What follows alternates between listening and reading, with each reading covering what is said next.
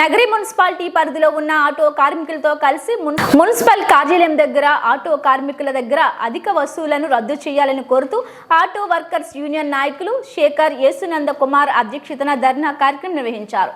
ఈ కార్యక్రమంలో ముఖ్య అతిథులుగా పాల్గొన్న ఏఐటీయూసీ జిల్లా ప్రధాన కార్యదర్శి కోదండయ్య, ఏఐటీయూసీ సీనియర్ నాయకులు వేలన్ ముఖ్య అతిథిగా పాల్గొని వారు మాట్లాడుతూ రాష్ట్ర వ్యాప్తంగా ఎక్కడ ఆటో కార్మికుల దగ్గర రోజుకు 30 రూపాయలు వసూలు చేయడం లేదు, కానీ ఒక నగరిలో మాత్రం టెండర్లు ఎక్కువ పెట్టినా బలవంతంగా వసూలు చేస్తున్నారు। ఈ రోజు ఉమ్మడి జిల్లాలో ఉన్న 2 కార్పొరేషన్లు 5 మున్సిపాలిటీలో కూడా ఎంత అధిక మొత్తంలో ఆటో కార్మికుల నుంచి వసూలు చేయడం లేదు। కావున ఎప్పటికైనా అధికారులు న్యాయబద్ధంగా నామమాత్రపు వసూలు చేయాలని డిమాండ్ చేశారు।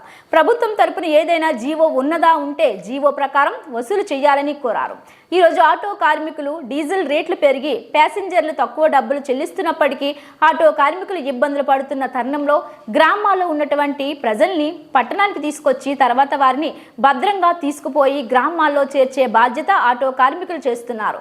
ప్రభుత్వ ఆర్టీసీలని నడపలేని రూట్లలో కూడా ఆటో కార్మికులు ఆ గ్రామ ప్రాంతాలకి ఆటోలు నడుపుతున్నారు।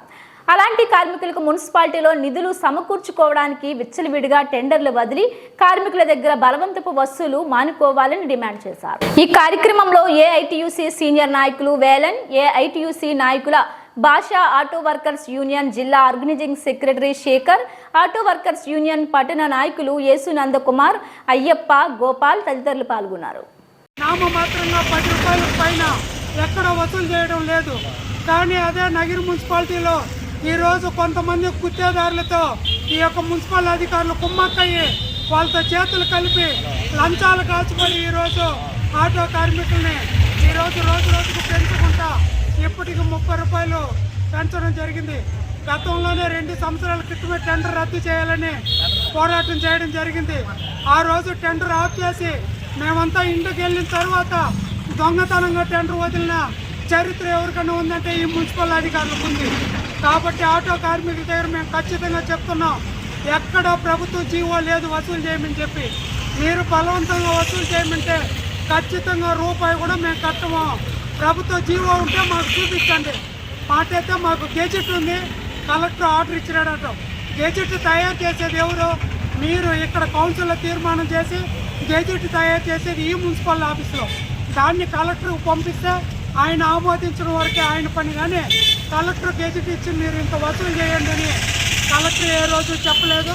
కాబట్టి మున్సిపల్ అధికారులు ఈరోజు మేము చెప్తున్నాం, టెండర్ రద్దు చేయాల్సిందే, లేని పక్షంలో రేపు టెండర్ వదిలితే కూడా ఖచ్చితంగా టెండర్ దాన్ని కూడా అడ్డుకుంటాము।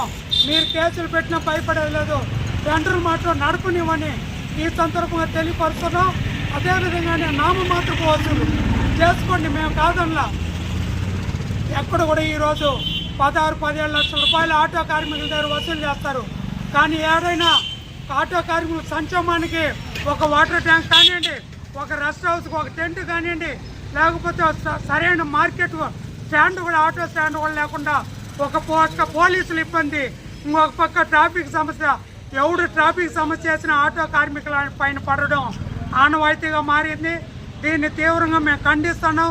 టెండర్ మాత్రం వదిలితే ఒప్పుకునేది లేదు, మేమైతే నిగేసి చెప్తున్నాం। డబ్బులు మాత్రం ఈ ఏప్రిల్ 1 నుంచి మేము కట్టమని నిర్దిష్టంగా కమిషనర్ గారికి డిమాండ్ చేస్తాం।